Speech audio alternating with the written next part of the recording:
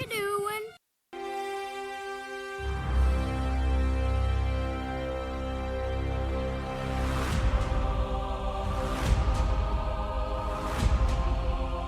Hello there, everyone, and welcome to an all-new episode of Talking Smack, where we talk superheroes, movies, animation, comics, much more, including What You Doing.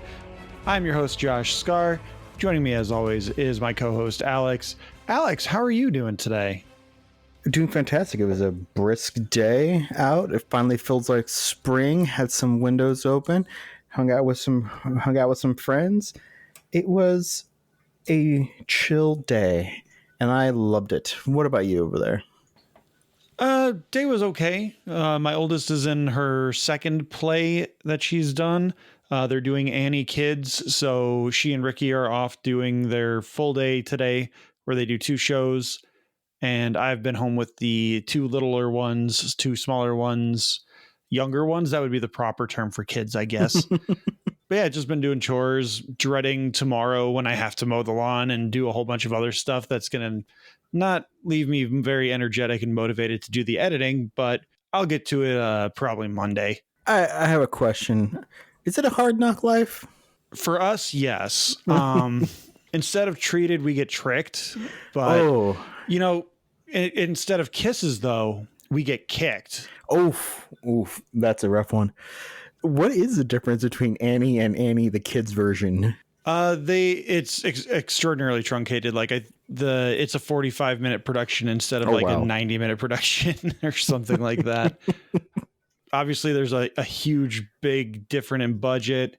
Yeah, there's a lot, but it's basically just here's the hits, here's the moments everyone remembers. And remember, it's being put on by a bunch of kids, so don't judge it too harshly. Oh, that's adorable. But mine did really well, so I'm happy for her. Was she Annie? No, she didn't get Annie. She does get a couple of solos, though, so she's very excited about that. 45 minutes and they have solos?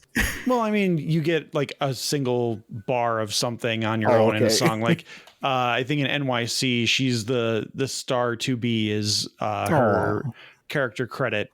And then she's also Pepper, who is the bully kid in the orphanage, which is perfect for her.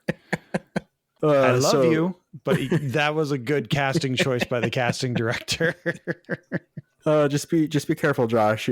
If like she starts getting typecast, she's like, okay, cool. We're doing the. Ricky and I have already said like she's probably gonna get typecast like this for the rest of her life. Like she has that part down. She's the sweetest girl. Like if you're just talking to her, she's the sweetest kid. But she can be a little bit of that snarky girl, and she is very much gonna be a plastic in some sense. To make a Mean Girls reference. I don't think she'll be as bad as that, but she is going to be a very judgy girl, which her youngest is also her youngest sister is also joining that club, it seems. She shoots the most judging looks, and I wish I could remember some of the things that happen here, where I could share some more stories, but no one's here for me to share parenting stories. They're here to listen to us talk about nerd stuff. Also, I keep forgetting to do this at the beginning of the episodes. If you're watching, listening on YouTube, hit that like button. Don't forget to do that. That's always important because that triggers the algorithm. It goes into a folder full of videos that you have clicked that like button on and that you're never going to click on again. So just hit it. Like all it does is help us. It doesn't do anything to you besides taking the effort to go click. I know the movies make it look much more complicated than it is. It's so complicated. It's not. If you're on your phone, you literally just touch the screen. Your phone's probably on anyway. Everyone's phone is always on. But to keep going on the nerd stuff, again, hit the like button. WrestleMania, we haven't had a chance to talk about it because when we recorded last week, we were literally recording during WrestleMania. As you said, King Kong Bundy knocked out Butterbean, or I forget exactly what the bit was. I got to watch most of it, even while we were recording. I had like my phone off to the side. My phone was on, obviously. I watched most of the WrestleMania event. I did miss the tag team matchup where the New Day ended up becoming new tag team champions. But I did see pretty much everything else. What were your thoughts from what you had seen, or how much did you get to see, Alex? I eventually watched the highlights, and there are some great up and comers. The women's division's a little bit slept on. But what I was most astounded by is that while we were speculating what that final match would be, none of us had that right. No, we did not expect them to walk up to the screen while we're watching and just slowly crank out that Peter Quill middle finger to us while that event went on, and then just kind of hold it there, and then the match was over. Yeah, that match was a huge letdown, not only for the finish, but just the overall product that they put out for that match, where John Cena won. I was talking with Dan from Casting Views about that one in particular before the match even happened, because he and I were talking before day 2 started. I think I was editing at the time, and just taking like little mental breaks. And he's like, "Hey, what are your predictions for tonight?" And I actually got 3 out of the 4 predictions I threw out there right. The only one I got wrong was the Cena Rhodes match, where I was just like, I think it's 50-50. I really don't know where it's going. And he did convince me that the Cena win makes sense for a number of reasons. But the number one reason I think that it made the most sense is because Ric Flair, the Nature Boy, who he was tied with for the most championship wins at 16, has not been in really great light lately. And putting Cena over and giving him the 17th win for the heavyweight championship, it removes Ric Flair from the conversation, so now they don't have to talk about him. Plus, obviously, they have an ongoing storyline where they're going to just build out. Cena's going to walk away with the championship, and it'll never be seen again, and he's got his whole thing going on, and someone's going to rise up and come back and get that title from him before he walks away with it for good as the quote-unquote last true champ. But I really wanted to talk about really quick the triple threat match that opened up night 2. Oh, yeah, that was the women's heavyweight championship match. That was a phenomenal match. Like, if I have a complaint about anything from WrestleMania 41, I think most of the finishes really were lackluster. The only finishes I really enjoyed from the matches I watched were the women's triple threat match, the Vegas brawl between Drew McIntyre and Damian Priest. That was just a phenomenal match. And I forget how good Drew McIntyre is. Like, I've seen him wrestle a few times. Damn, does that guy have some athleticism? He's like 6'5", 320 pounds or something like that.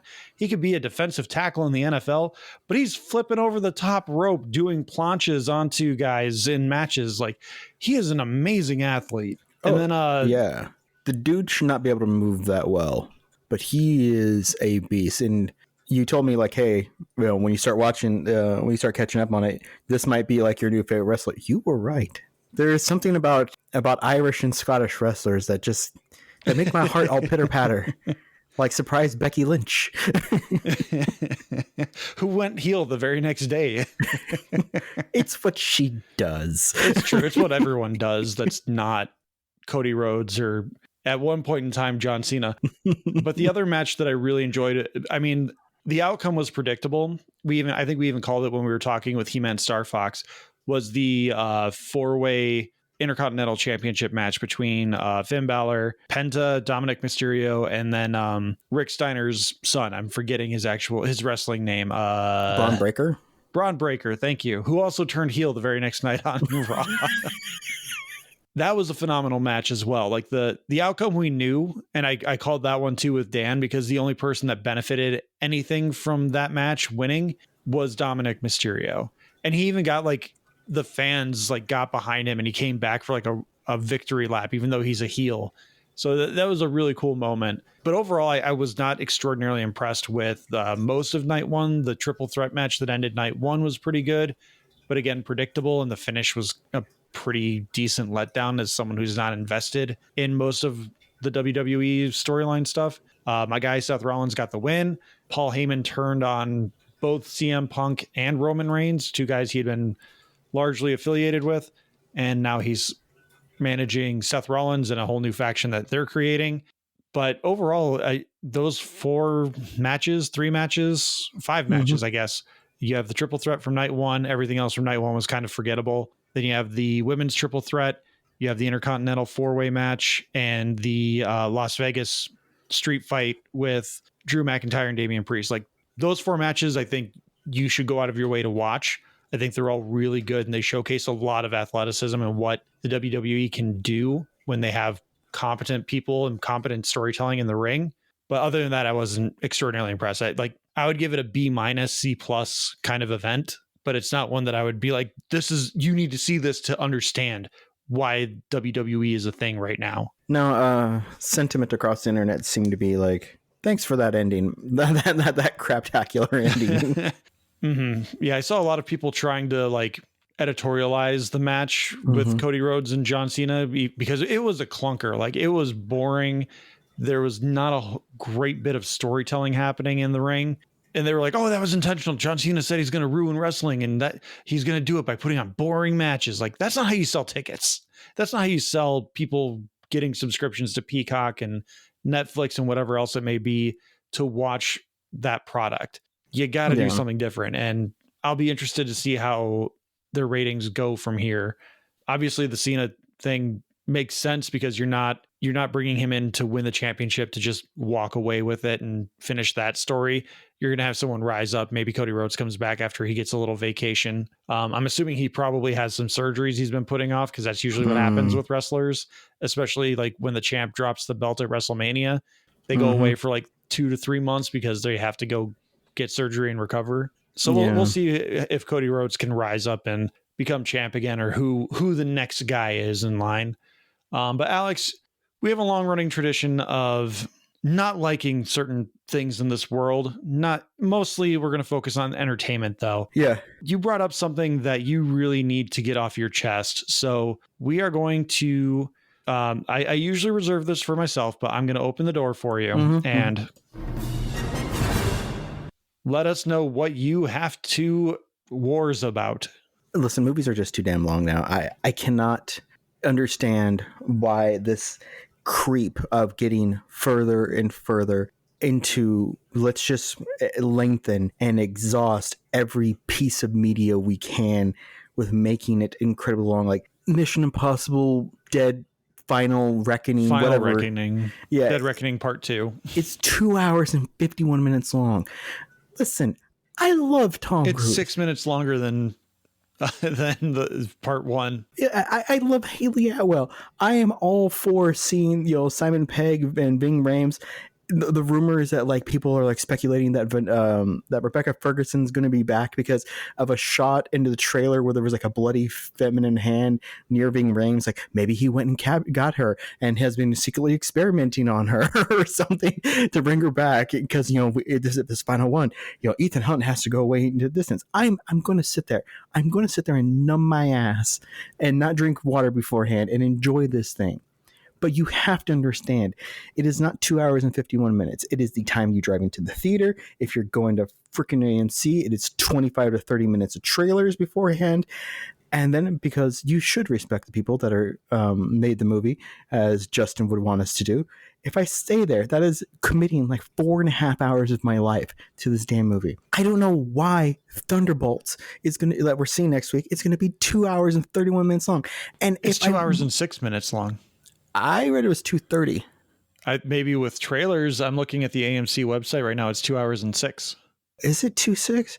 What is the other movie? Okay, there's another movie coming out soon. Jurassic World Rebirth or something like that. Jurassic World Rebirth. Yeah, that one. Let me pull it up here real quick. 2:17 or something like that. 2:14. So if you're going to AMC or other big chains, that's more like 2 hours and 45 minutes, if not 3 hours at the theater. I don't need to be there that long. Okay, I don't. You need to start realizing that you have to make movies worth our time. And by doing that, you need to respect our time. I remember when this began, like this trend of longer movies like 15 years ago of just lengthening, is that they would talk about whatever happened to the brisk 92-minute comedy. It's like, yeah, you get in, you laugh, you get out. That's why I was concerned about Deadpool and Wolverine, because the first Deadpool 2 hours and 25 minutes, something like that. Yeah, the first Deadpool was like 99 minutes or 104, something like that. It's brisk. It's supposed to be a comedy. Comedies cannot drag themselves out. It used to be a prestige drama was like 150 or 2 hours. And you know who I'm going to blame on this? James Cameron. Yes, because he insisted that Titanic not have a break in the middle. That you're just going to sit your ass down and watch this, which is why Peter Jackson then a few years later was like, so they will sit there. Okay, listen, I have 3-4 hour movies here. They'll sit there for 3 hours and 5 minutes to watch a boat sink. That's my sweet spot for these movies. And then I'm going to milk them on Blu-ray and DVD with the extended cuts. And by God, that last one will be 4 hours and 22 minutes long. I mean, Dune, it was so long. Yes, it was good, but I know there's stuff you can cut out of Dead Reckoning 7 or 12. I know there's crap you can cut out of Jurassic World Rebirth, because you know what? The first Jurassic Park was 2 hours and 2 minutes long. It told the story. You don't need to be 15 extra minutes long. What are you setting up? What are you reintroducing to us? They're going into the jungle. Human dino hybrid that apparently also breathes fire. Yes. There needs to be respect. You want me to go to the theaters? You don't want me to throw popcorn and a live chicken? Then you need to start respecting my time. Bring back movies. Bring back the trailers to be about 10 minutes. Let the ticket be printed on it when the credits stop so that I can walk out. I should not have to rely on an app called When Can I Pee to let me know when I can go piss, because I'm trying to support you. You're giving me a giant bag of popcorn to feed 6 that cost me $35 and a Slurpee that costs $15 that is twice my daily caloric intake of sugar. Respect my bladder and my time, or start installing urinals in the theater, okay? I am not looking Free catheter with your reclining seat. Please. And make sure it vibrates to loosen things up, okay? I get pee shot. Please respect my time. Make movies just a little bit shorter. Otherwise, I'm not even going to start respecting that 21-day window that they're sneaking. They're trying to extend back. Like, if a movie does poorly, it's 21 days and now they dump it on VOD. But if it's doing okay, they're going to do 45. But if it's really good, they'll stick to the 90, like Wicked. And they're just the time is being announced, and of these movies being so long, I can't. See, I'm kind of in the opposite boat, where because I have so much going on and I want to take the time to go out to the theater, I want to make sure it's worth my time. Like, it takes me, if I go to my nearest theater, it takes me 20 minutes to get there. Right. I don't want to have to turn right back around in 2 hours and drive another 20 minutes back home. If I'm going to go out to the theater, I want to make it like a thing. And so if the movie is 2 hours plus, I'm usually a little bit more inclined, because I'm like, okay, I'm getting my money's worth because I'm going to get something out of it, which, like, yeah, there's going to be a lot of fluff. One of the things I looked at was Ballerina is already registered at 2 hours and 6 minutes as well. The first John Wick was 101 minutes with credits. What is Ballerina doing that John Wick didn't do? They're building out the world more, because that's what these movies do, is they just become they've become a convoluted mess of world building. Yeah. But like, I think 206 for Thunderbolts is a sweet spot. That's kind of where Marvel has been more successful, is when their movies are just over 120 minutes. And you got to remember that's also including credits, post-credits scenes. 2 hours and 6 minutes is like from opening title cards to the Thunderbolts will return in Avengers Doomsday sort of thing. Really? Like, that's your 2 hours and 6 minutes. My complaint with the theaters not respecting our time is, as you mentioned already, the 30 minutes of pre-roll in our chained cinemas, where you have 5 minutes of pre-roll of like, welcome to AMC theaters, where you can get a blah, blah, blah, blah, blah, blah, Nicole Kidman for 15 fucking years. We finally put that thing down from 90 seconds to 25, and it still feels like an eternity. Don't forget to join our membership, because everything's a fucking membership. Like, that's, and like, I've hated that shit going all the way back to when I couldn't even drive. Like, I remember when we had Carasota's theaters in the area, and it was Fandango with their stupid paper bag, lunch bag puppets. Oh my God. Yes. I hated that. They weren't funny. None of that. Like, I just was like, get to the fucking movie. Give me my previews. Show me the things I want to see later, and get to the movie. I'm at AMC theaters. Everything is branded AMC theaters. My cup is branded this. My popcorn, my candy has the AMC theaters, like exclusive AMC M&Ms with 95% more sugar. I'm just more pissed about the pre-roll than I am anything. Like when I went to our Beloit theater, the one that you recommended with the recliner seats, which is probably where I'll go see Thunderbolts this coming week. Samey. It was great because I had, I think, 3 trailers in front of it, which each trailer is probably somewhere between 2.5 to 3 minutes long. That means at most we spent 12 minutes on these trailers. Plus they still do the pre-roll of other things, but it's like not as insufferable because you're not going like, is there another trailer? Oh my God, I'm so tired. I haven't even gotten to the movie where I'm invested yet. And like, I'm already just brainwashed into just not caring. Yeah. The pre-roll is the biggest sin for me in terms of movie theater problems right now, because unlike what the Beloit theater does, our chain theaters that we have here in Rockford, they don't do the whole, the movie's going to start at this time and it'll end around this time.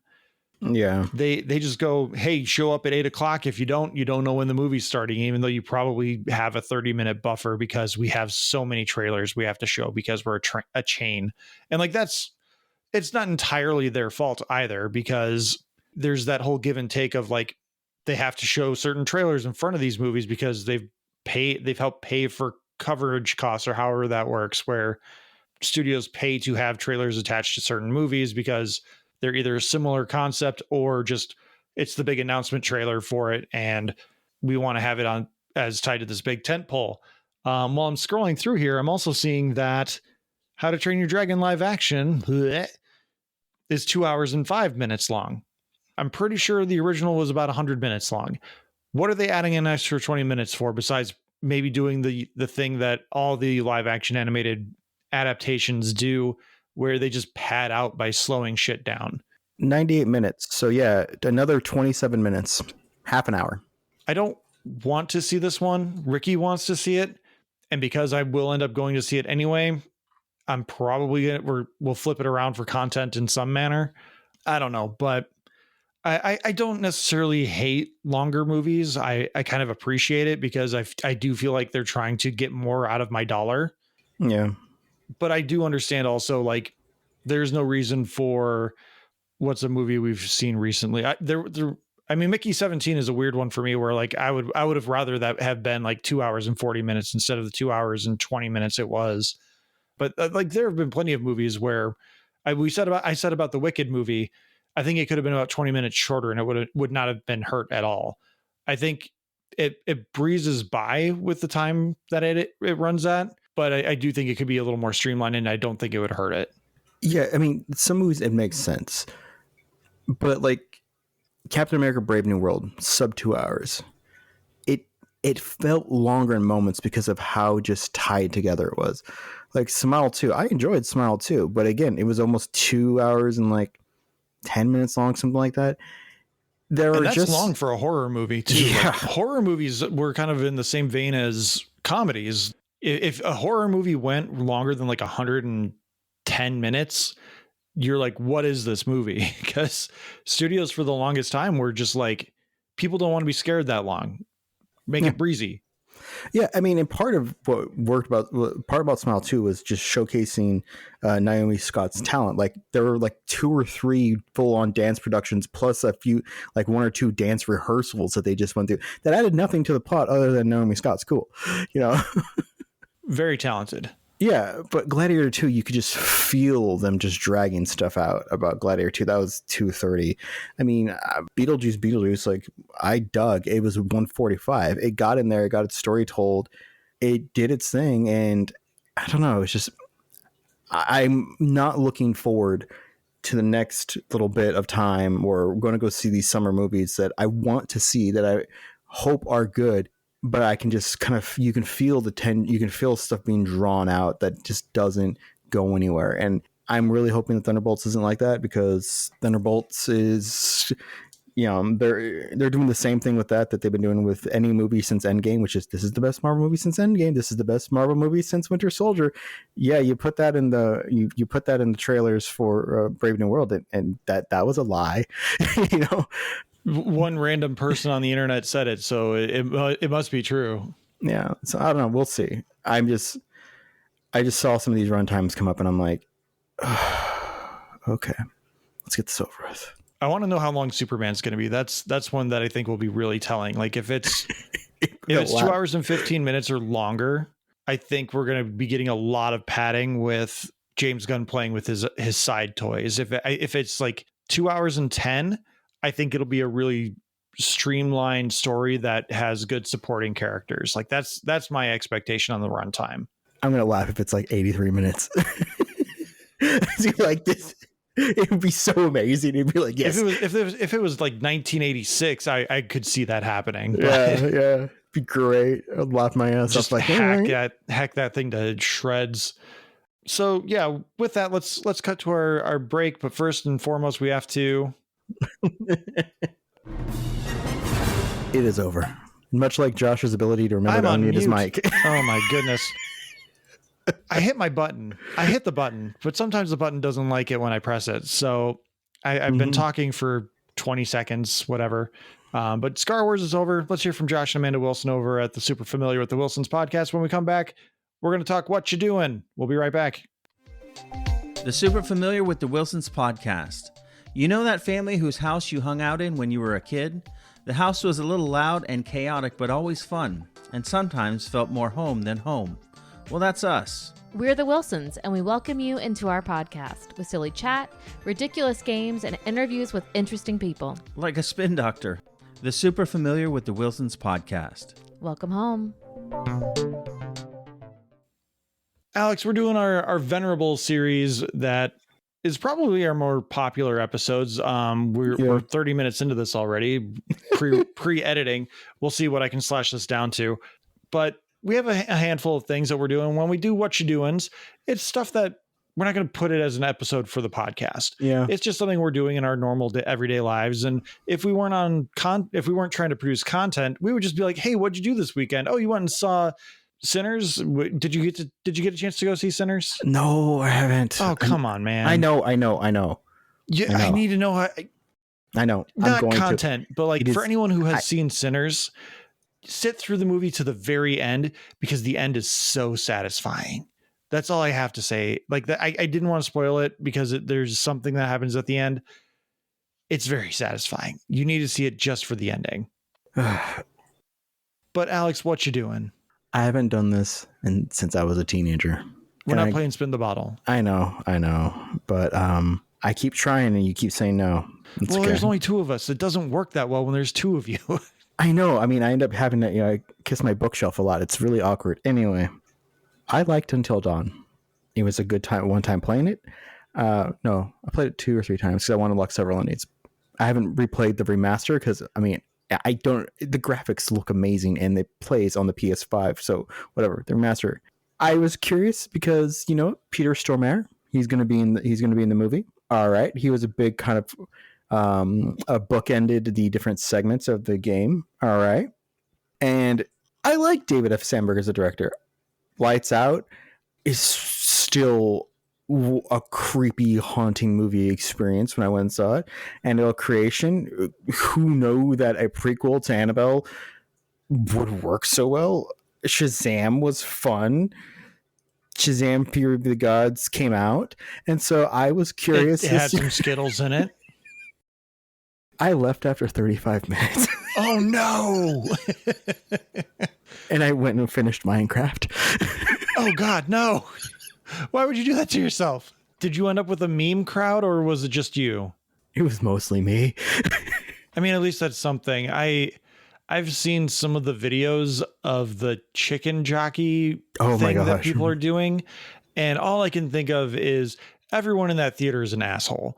If you have done the chicken jockey thing, or you start cheering and throwing your popcorn or bringing a chicken into the theater, you're an asshole. I have no empathy or sympathy for you. Like, all you're doing is making the life of the theater workers harder. So the reason why, okay, it starts off kind of fun. Okay. You know what? Until Dawn or a Minecraft movie. Well, I didn't see the beginning of Minecraft. Okay. Just making sure. Yeah. So walked in, endured. So I wasn't sure. Sorry, Yeah. I don't mean to keep interrupting. That's fine. So did you just walk into Minecraft, or Yes. did you go, I'm done with this movie, please give me a Minecraft ticket? Oh, no, I just walked out, and then I heard people having fun, and I walked into that movie. Okay. As long as you didn't contribute to its box office. No. Because as I mentioned in our box office draft, you and Justin walked away from my silver platter. Hey, and now that movie has made like $800 million. don't think I haven't punched myself in the crotch every day since that movie's come out. Well, I mean, that's just what we do with that movie having existed. So because I went to the AMC, I was like, you know what? I'm going to take a flyer here. I'm going to guess it's going to be about 20 minutes of trailers. So walked in, about 20 minutes after, saw a trailer or two. The movie starts. I was actually having fun at first because the first like 35 minutes or so plays like a mixture of Cabin in the Woods meets Happy Death Day, in which they just keep dying, and it's kind of fun and kind of weird and wild, and things are happening. And I'm like, it's gory, and I'm like, okay, this is trying to replicate the game experience, where the game is really weird and you can die from these different events. There's a pick your own choice element, kind of cool. I dig it. And then they kind of fast forward a bunch of the movie, where it's like they fast forward a bunch of the deaths because they start figuring out what's going on. And one of them left a camera out. And so she's like, hey, look at all the other times we've died. Because like when one of them dies, it kind of resets for everybody kind of thing. So the camera just defies logic. Like it stays charged and it just keeps recording. I don't know. But then they started like trying to build lore and like started taking themselves way too seriously about explaining how the events are happening, what's happening with the Wendigo. And I was like, I could feel the machinations of the script happening. And I went, I don't care. I didn't pay attention to the game's lore that much. It was fun. It was creepy. I was having a good time. Wasn't the game just like almost like a haunted house kind of thing? I've seen the game play. I watched Beppo play it actually at Lewis's house. And I was like, okay, I get it. It's a, what's the Heavy Rain kind of game, but it's a horror movie. And they've also done, that studio's also done like The Man of Medan and a few other games. Yeah. But Until Dawn was like the one that really hit it big, because I think that was the one where they used like face actors, and they Hayden Panettiere and a pre-Oscar winning Rami Malek and a guy that was in Agents of S.H.I.E.L.D., who I forget his name. But like that was the one that really hit it big for them and just like struck the right chord with gamers. But it just seemed like a pretty standard slasher, like ghost story kind of thing. Yeah, which is what it was. And I mean, it was cool because it was very, very vivid graphics. It was supposed to come out originally for the PS3. And they just took so long. It got pushed to the PS4 and it looked great. And I enjoyed it. It was kind of fun. Like everyone moves a little bit differently, all this stuff. But I wasn't there for lore, and I wasn't there to like, as they try to start like recreate the video game and try to explain the events of the game, because the game is opaque unless you're looking for these certain things, like these certain totems, and explaining what happened. And because there's so many different endings you can get, because as you lose people in the game, because if you suck at it like I did, you get different endings. And I just was like, I am not having fun anymore. This feels too much like, it felt like they kind of took the wrong lessons from Groundhog's Day. Because like Groundhog's Day, you set everything in, stuff begins to happen, and then like you get like that nice like 20 minutes of him going insane before he's like trying to figure out the life and how he wants to get out of it. This kind of felt like they moved it all forward and then wanted to build the lore around it. And I was just like, I don't care. I could feel it trying to build towards something and make me enjoy these characters, and it wasn't working. So I walked out like, I just didn't want it anymore. And then I walked into a different theater, and I sat down with about 15 other people who I heard laughs from. I kind of liked the ending of the Minecraft movie. Oh no, it was dumb. I'm sorry. I'll allow it. I haven't seen all the memes, man. And like, I was like, I heard some people go like, I am Steve. I'm like, this is stupid. And they're having fun. They're acting against nothing. And it was the second half of the movie, which apparently the first half is kind of like more grounded in Earth, before they get to the Jumanji section kind of thing. And so I walked in on the bombastic second half where I don't know what a creeper is. I don't understand if a chicken jockey is actually a terrifying creature to have Jason Momoa get his ass kicked by. I don't know why they're hang gliding with blocks. But you know what? It was silly. I chuckled. And then I left. And I went home. Did you and stick around for the post-credit scene with Matt Berry? There's a post-credit scene? If I remember correctly, there are two. There's one with I haven't seen this. This is all just from things I have heard from people and leaks online. But the story goes that Matt Berry was actually slated to be the star. He was going to be the Jack Black character.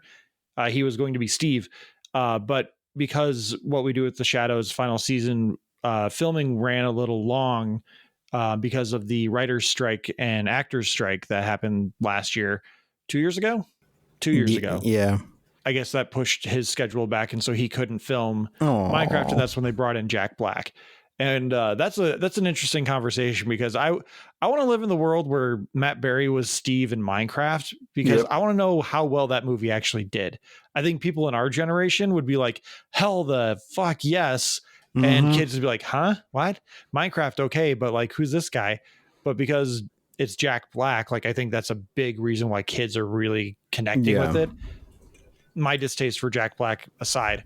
But apparently there's a character that doesn't like speak. And then Jennifer Coolidge's character like falls in love with this character. And in the mid-credits scene, I guess he learns to speak, and out come the dulcet tones of Matthew Berry. Thanks. I'm going to now have to watch both of these movies again. Well, I'm not making you see Until Dawn again. That was your choice. I didn't even ask you to go see that one. I wanted to, man. I liked the game. I wanted a help. Curiosity killed the cat. I like David F. Sandberg, but I should have known when it had Sony Pictures at the beginning. That was like, oh, here we go. It's always a bad sign. All right, Josh, please tell me you're doing something more fun than I have been doing. Oh, I'm doing something I do every few years, which is reread The Inheritance Cycle, which for those that don't know the nerd parlance, that is the Aragon books written by Christopher Paolini. I am like 11 chapters into book 3. And I think last year they released a tie-in book called Murtag. I believe it takes place after the events of book 4. I do this like once every 5 years or so. Really cool world. Very Lord of the Rings meets Star Wars kind of storytelling. There are even moments where they drop like Star Wars lines. Like I think if I remember, there's a moment when Aragon decides that like he's going to disavow his bloodline or like his parentage, his father. I'm not going to spoil who his father is, but he finds out that his father is not someone who he wants to be his father, much like Luke finding out that Darth Vader is his father. So he decides his uncle he's going to start calling his uncle his father, much to his cousin's dismay, because his cousin thinks that his uncle's death is Aragon's fault. But when Aragon's like, our father, he was our father and he was killed because of the reasons we're on this journey. And Aragon's cousin is like, then Aragon goes, come on, you know it to be true. Like, that's from Star Wars, Paolini. Come on, man. But they're fun books. Dragons, magic, and he like creates really good rules. Like magic users can't just will things to happen. It requires energy, mana, whatever you want to call it. And to do the thing that they want to try and do, it requires the same amount of energy it would require to do the thing wholly. But obviously with magic, it's done quicker.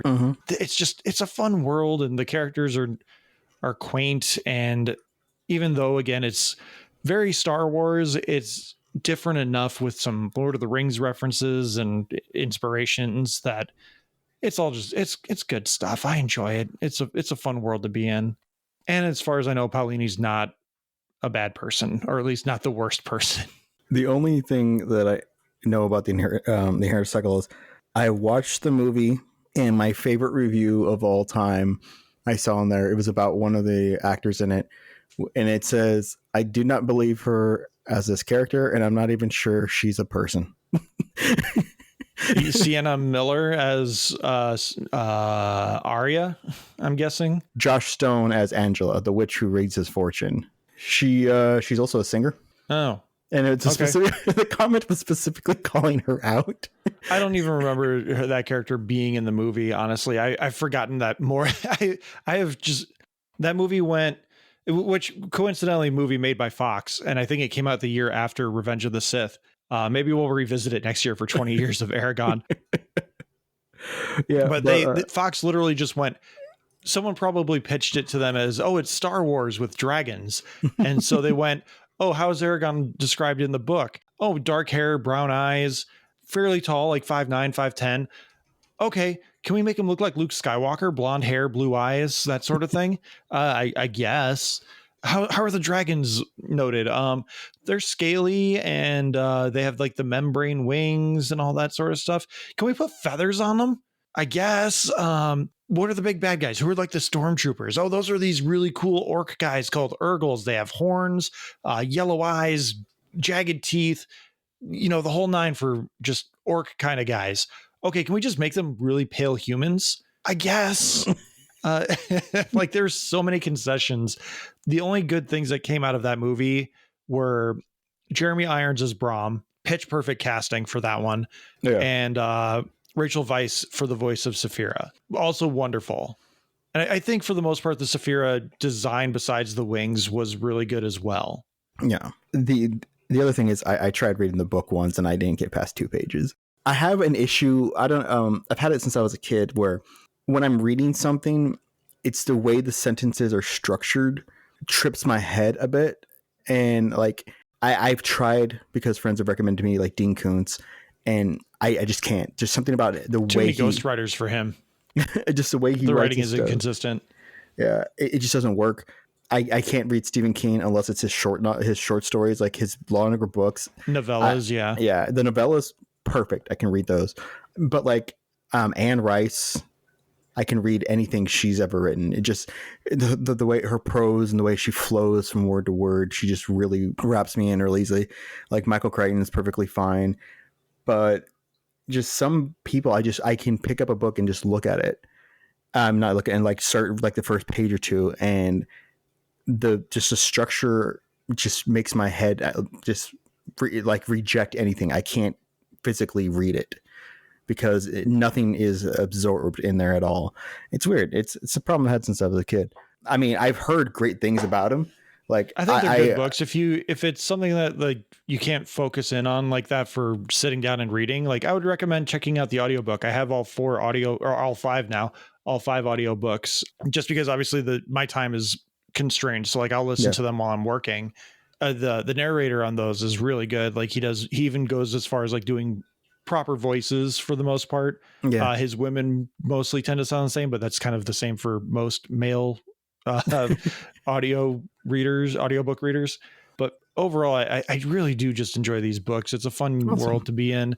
This rereading, if you want to call it that, with audiobooks, has inspired an episode that we'll be doing in a couple of weeks. Ooh. I'm not going to give away what it's called yet because I need to make sure we can call it what I want to call it. Otherwise there might be some slight tweaks to the name of the episode, but Alex and I will be bringing some ideas to the plate in a couple of weeks. But enough about me complaining about a 20-year-old movie that doesn't need to be talked about, because Disney Plus is making a new series that, again, I'm gonna market myself as someone that should be involved in this because I have better ideas that will save them money, I think. But Alex, what you doing? Path of Exile 2. Path of Exile is a free to play. Yes, there's microtransactions, but they're ethical microtransactions. It is built off of the disappointment of Diablo 3 coming out and not being what they wanted it to. So the creators said, you know what? We're going to make Path of Exile and we are going to make it as Diablo 2 as possible. And then that game is now like 12 years old or something like that. It is an intense, hard to understand game with like 55 different in-game currencies, not necessarily currencies like, actually like paying for stuff, but because the microtransactions are things like, oh, you want like a pet that has glowy feathers. There's no mechanical things to it. Like the biggest thing that people buy is just extra stash tabs, because as a looter, a Diablo clone looter or whatever, you have to have stash tabs for everything.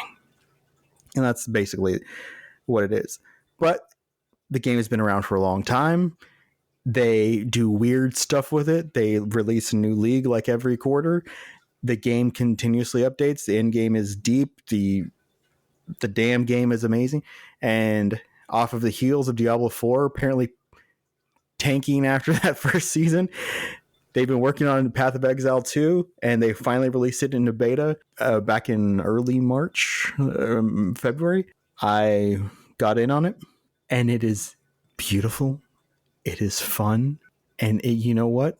They went, you know what we need to do? The skill tree in Path of Exile is basically like a redwood forest. It is massive.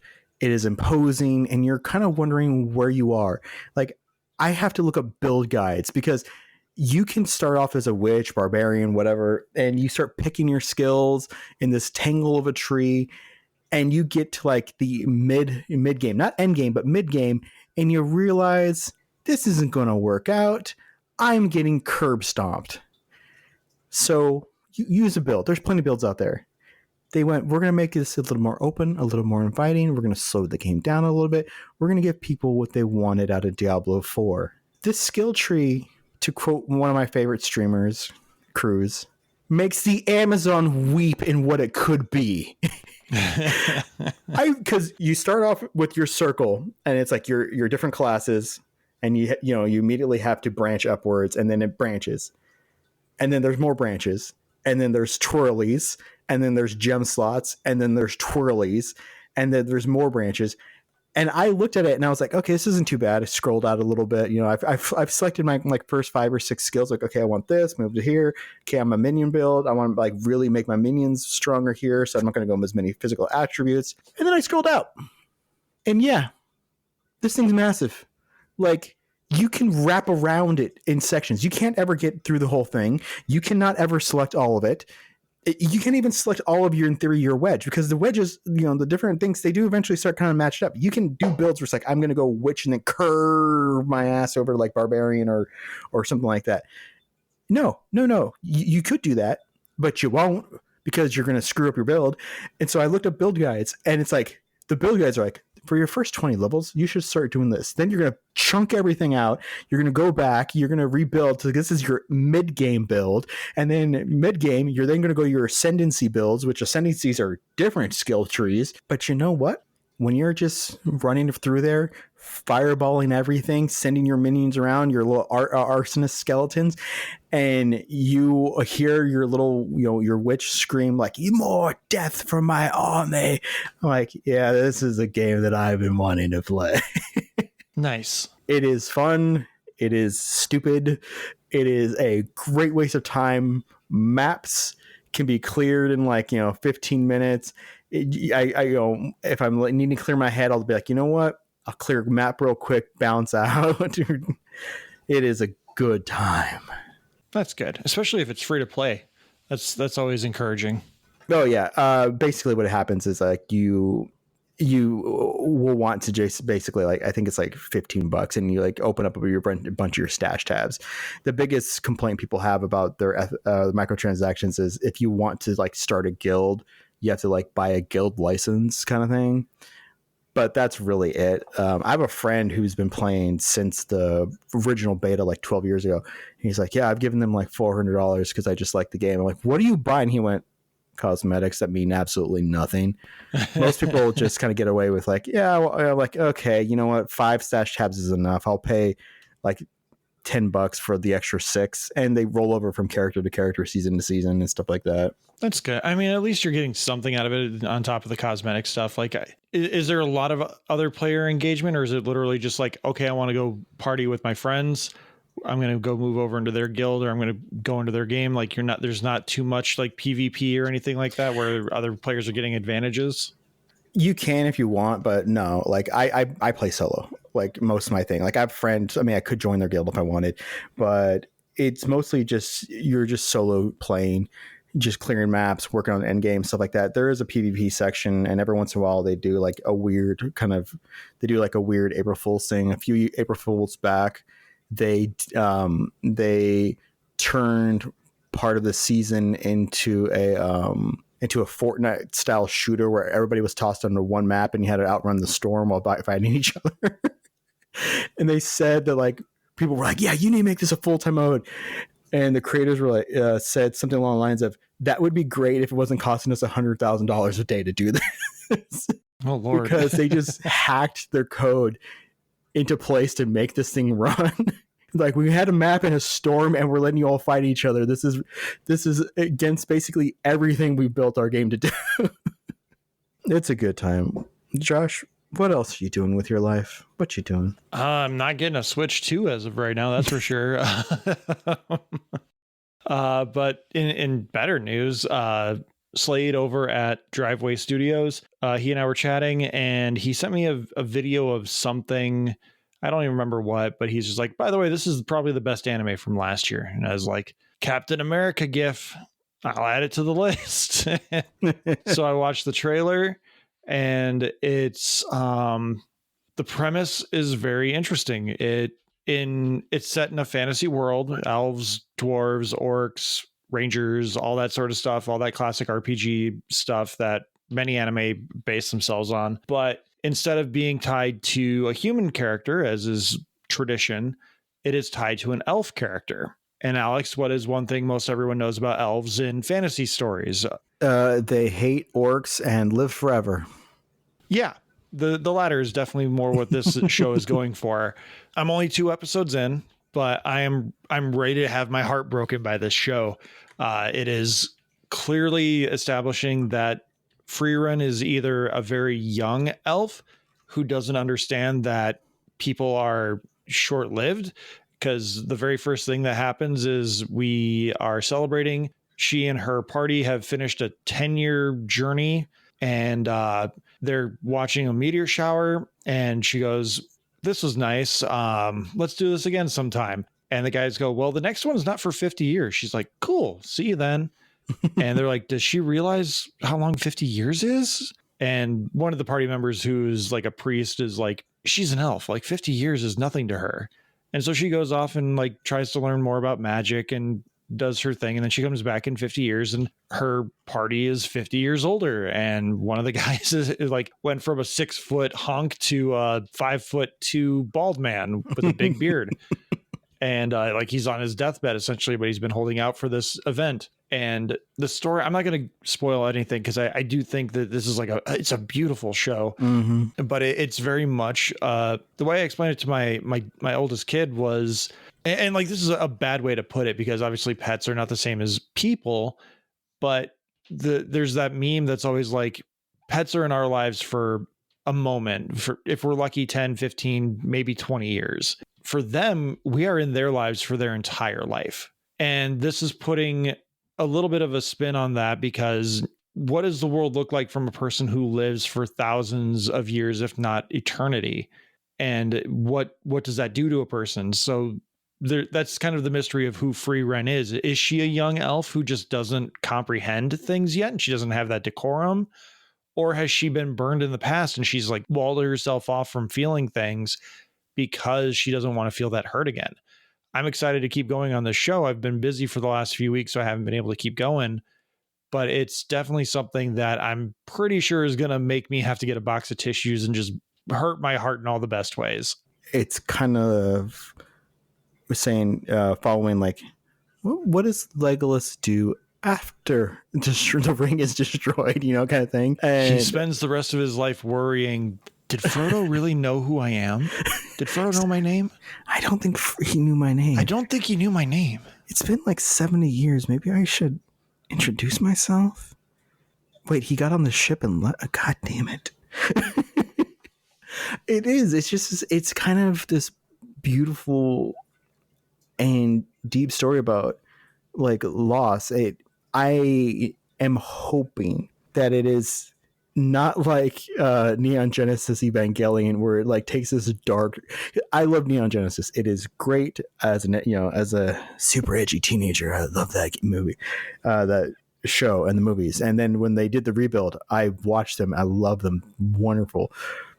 But I'm more excited about an exploration of Lost that is not about giant robots destroying each other and depression so much as it's taking that spin, which is how does it affect you when you live basically eternally compared to everybody else. So that, yeah, because while the War of the Ring may have been for Legolas for Frodo and all of them, this heartbreaking, terrible thing, for Legolas it was basically Tuesday into a Wednesday, and he's like, and other shit's gonna happen during my life.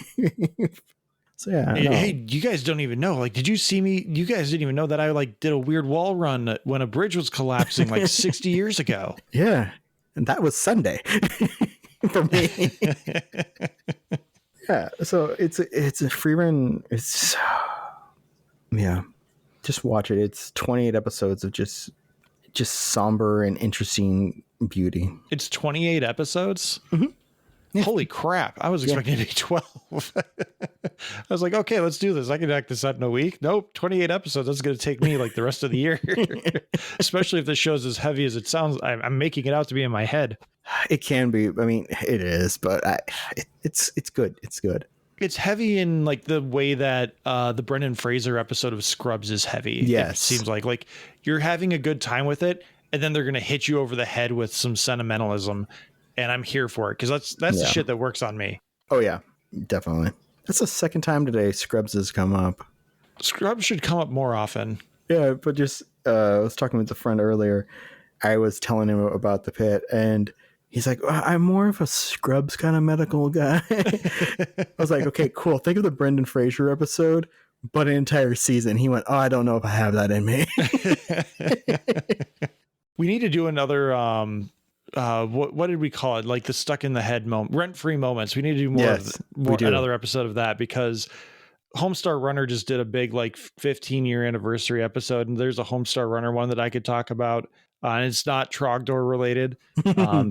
But there's one from Scrubs now that I have it in my head, where it's a season 6 episode where they're helping a friend of Dr. Kelso's, and JD has this like rolling daydream of like, you'd be surprised how weird this would be, like, or how morbid this would be, like not that long ago. And he goes back to like the Pilgrim days, and they're like about to chop off her foot because it's like gangrenous. And he's like, lady, this would be much worse even just a few years ago. And then the Pilgrim JD daydreams, and he goes back to like caveman times, and it's just him and caveman JD and caveman Turk.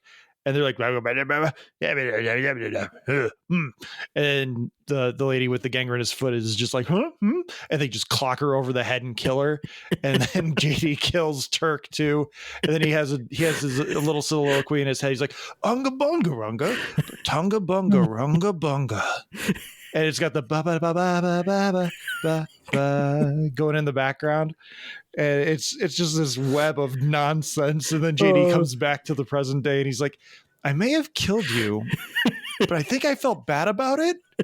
And I love it. Like the unga bunga runga, but tunga bunga runga bunga. Stupidest line in the history of anything. And that is what's stuck in my fucking head.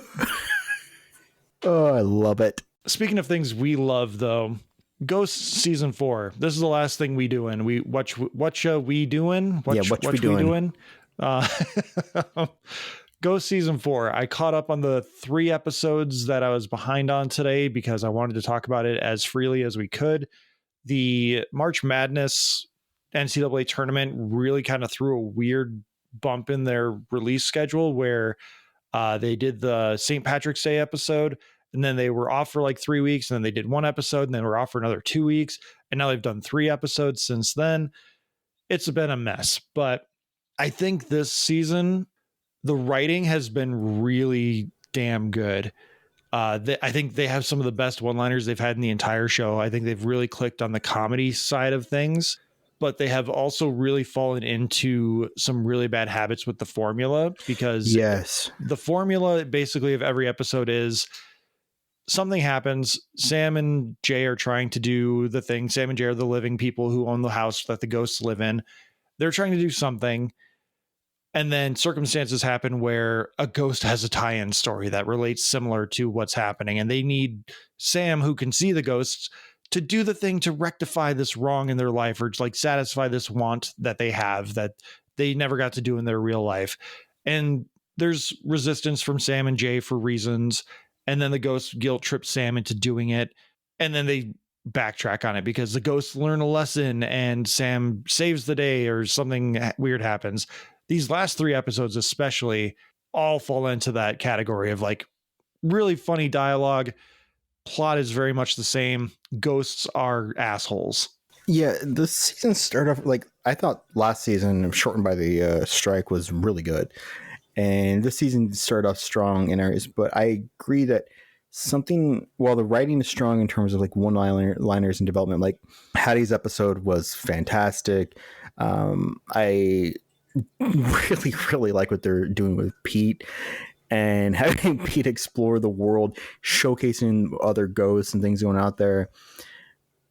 But I'm not been digging how they've kind of fallen into this like you said, there's that pattern, but there's also like the Sasapi pattern of just every punchline being that he's a virgin. It's like, and they've been like passing that around to each ghost does it. So it's not like, oh, it's always Flower or it's always Thor. I mean, Flower's like the heavy-handed one with it. Like she is just very much like, this guy needs to get fucking laid, man. Come on. Yeah, but they've also been passing around to the others. So it seems like she may have a thing, but then like when he gets brought up for like a second time in an episode, it's different character ghost. But you're right. The last like 3 or 4 episodes have been really over the top with the ghosts make their lives hell. Are you caught up on the most recent one? Yes. That one was the Trevor daughter episode, right? No, this is the teenage ghost. Oh yeah. With the mayor. Yeah, I watched that one too. Yeah. Yeah. Watched it last night and it just pissed me off. What is it? I think Trevor said, No, it wasn't Trevor. It was Nigel. This is like, what made you believe her? Every single interaction with her, she's been lying. Isaac. Yeah, Isaac. Thank you. Yeah, Isaac was Nigel's engaged to Nigel. I did the same thing. I was trying to remember his name while you were talking. He's like, who's the colonial ghost again? Nigel? No, Isaac. And they have this very awkwardness of making Jay be the bad guy because Jay's is doing the logical thing of no. We're in a failing business. He could help us. You don't confront him in the middle of the speech about this thing, but of course they tie it up and everything's all cutesy at the end, which is great. But they have lost sight, I think, of what Sam's place in the sitcom is, which is kind of odd. She has kind of fallen into just this in between Jay and the ghosts because Jay has great chemistry with ghosts that he can't see and engage with, really. Yeah. And like they're the ones that are having the snappy one-liners. They're constantly color commentating on Jay and Sam's life. And Sam has just fallen into, she's kind of become the Ted and the Ross of this show. Yeah. She's just become this boring, predictable person. And that's her gimmick. And for lack of a better word, everyone just hates her for it because she's not as interesting as other people. Yeah. And I don't know if maybe that's just a bit of a transition into like trying to give Rose McIver a little bit more time away because she and Flower during the strikes, apparently they both had kids. And so maybe they're like trying to balance, like giving them more time at home, move. Because it does seem like this season has shifted a lot of storytelling to be ghost heavy versus the livings interacting with the ghosts. But I don't enjoy how because at this point, if I was Jay, I would be just livid that like so much of my life is based around people I can't see who are embarrassing us. Especially after, the episode was in season 2 where Sasapi tried to get her to speak about what a tree is and what it means for his people. That being said, they've had some really powerful, really punchy, fun episodes. Pete's interaction with his family was great. I really did like a few episodes ago where Pete was solving a murder mystery. His Columbo bit was great. Yeah. I really do like Thor's development, Alberta's development. Like Hattie is such just a champ with this, with every storyline they give her is just fantastic. But as you said, like the Trevor's daughter storyline, that was basically the mayor storyline. One of the ghosts puts Sam in a bit of an imposition, makes things terrible. She has to try to fix it. Everything's kind of fine at the end, but it still doesn't. It's hitting in those beats wrong. Yeah, it's one of those moments in each episode where it really just boils down to Sam not being able to say no to the ghosts. And Jay's always like, we can't keep doing this. And then Sam goes, well, you're not the one that has to see them and see the puppy dog eyes and all these other things. There's like, yeah, I get it, but you can also just be a person and explain to them the situation. Like, I know it's a comedy, so it's a sitcom, situational comedy, so you have to kind of create these moments. Yeah. But you can, there are better ways to work around it rather than fall into this formula that they have fallen into. Because like the Trevor episode with his daughter, there's a heart to that episode because it's not just about Trevor finding out he has a biological daughter. It's finding out that the guy that he essentially sacrificed his life for essentially went and had the family life that he had or he wanted to have. And we had a really good Trevor episode earlier in the year where we find out that he had a dog named Bucky that he loved, and he didn't want them to have a pet snail that was also a ghost because it like created this weird dynamic in his brain about, I never got a chance to say goodbye to Bucky, and now I don't want to have to say goodbye to this snail. Characters like Trevor are Trevor and Hetty especially, they're the ones that you can get that gut punch heartstrings moment really easily with. And I don't know the actor's name who plays Trevor, but there are like 3 or 4 scenes in this episode where he's like full on acting. He's not just playing the character. Like he's got water coming out of the eyes. He's got a quiver in his voice. He is doing some heavy lifting with not a lot of dialogue, and he's doing a really good job.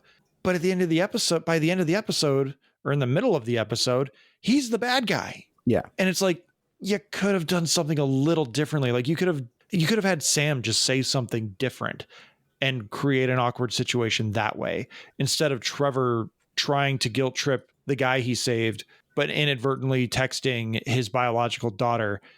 They don't even set up the fact that she's like interested in Trevor in any sense of the imagination, other than she's heard the stories about how Trevor saved her dad. And that's something that I think the episode really missed, was the fact that maybe she's more interested in Trevor because like maybe she has a crush on him. Like she's seen pictures of him like, oh man, who is this hero that saved my dad's life? And then she finds out that's her dad. And now she has to deal with different kind of feelings for him and kind of come to terms with all that. There are different things in there that could be better than what they've done. And like the dialogue, very punchy, very good. But this season has been a little lacking because they keep falling back on this formula that for the most part has worked for them, but they need to evolve more if they want this show to continue beyond. They've been renewed for season 5. Yeah. But if they want to go, if they want to go beyond it, they really need to figure out what their end game is, because they've kind of fallen into this rut where the ghosts have all kind of decided to not worry about getting sucked off, which is the joke of them ascending or going to hell. Yeah. But like the show has kind of forgotten about the idea of trying to figure out how to make them all better people in the afterlife so that they can ascend or descend, as it were. And if they are not good people. So I love the show, but I want to see it do more instead of just sitting in the Big Bang Theory formula of like, this works, let's just keep doing it. I'm hoping they start picking up some of the loose ends. Like Patience was around for like 2 episodes, and then she said, I'm going back with the others. And they're like, the others? Joan came and went really quickly. I mean, they explained why she wasn't in the last episodes, but that's still a little kind of awkward that this new ghost who has the same power as Pete was like, oh, but she's learned that the longer you're away, the more you can resist fading away. Immediately, it's just like, I had to go back to California after like 2 days. Now it's been a few episodes. So I'm hoping that they start picking up more of the external storylines and the miscellaneous storylines and start carrying them forward, because I still super love the show, but you're starting to feel the cracks, and I start to worry that means my enjoyment's going to diminish. And instead of like watching like, oh, there was a new episode last night, it's going to be like, I'll just kind of pick it up and catch up. But of course, whenever I do that, I never come back to it, because then it's like, oh, I have 20 episodes. Oh, I have 50 episodes. That is what the streaming model has done to us. Yeah. But fans, we will gladly be Basement Ghost if anyone is listening. Like, we are here for you. Rose McIver, we love you guys. Jay, I love you. I will be one of your friends who plays D&D with you. Sheila Flower, I will be one of the people in your cult. We will be there somewhere. You'll be the third in her thruple. Yeah, I will be a Basement Ghost. That's fine. I will be a patron it's sitting in the background in Jay's Diner. So cast us. We can be cholera ghosts. Heck, maybe do a little bit of like In Hell with Hetty's, Hetty's husband. We can be the people who've been swallowed, who've been sucked down. If you want to join in on the conversation, as many are wont to do, you can join us on the Discord. Alex, please let everyone know about the Discord. It is tsmackpod@gmail.com. Discord is a fun little tool. We engage, chit chat, post trailers, reactions, brainstorm, and have a joyous time with our audience, or our friends, our peers, or in the case of, if in fact you are going to cast us, our bosses. We'll happily talk to you. So you can join the Discord that's in our episode description below. Don't forget to hit that like button on YouTube if you're listening on YouTube. You can follow us on all the social media platforms at talkingsmackpod@gmail.com. We're on Blue Sky, Instagram, Threads, Hive Social, Facebook, YouTube, and TikTok. Email us your thoughts, questions, reviews, comments, questions, concerns, Talking Smackdown suggestions. We're only 2 weeks away. You can email us at tsmackpod@gmail.com. Thank you to Leo Allen for our musical themes, Beppo for our original avatars, Retro Whale Studios for our Ricky avatar. Thank you to Joey Fitzgerald for our episode thumbnails. Please like, subscribe, rate, review on your podcatcher of choice. Hit that like button if you're watching on YouTube. Thank you, Alex, for having been here. As always, thank you, dear listener, for taking the time to listen to us. And Rockford, don't forget, Saturday, May 17th, Alex and I, hopefully Becky, maybe a couple of other Talking Smack hosts that we've had over the years, we will be at Cataclysm Games, Tabletop Games and Collectibles, to record episode 200, Talking Smackdowns, live. Be there, be square, however you want to be. Don't bring the chicken jockey, though. It's at 2 p.m. 2 p.m. we will be recording. It's free. You can use the whole seat, but you only need the edge. You can submit your request live, but Alex, what should people be watching? Watch Star Trek, and Napoli's Pizza is just around the corner.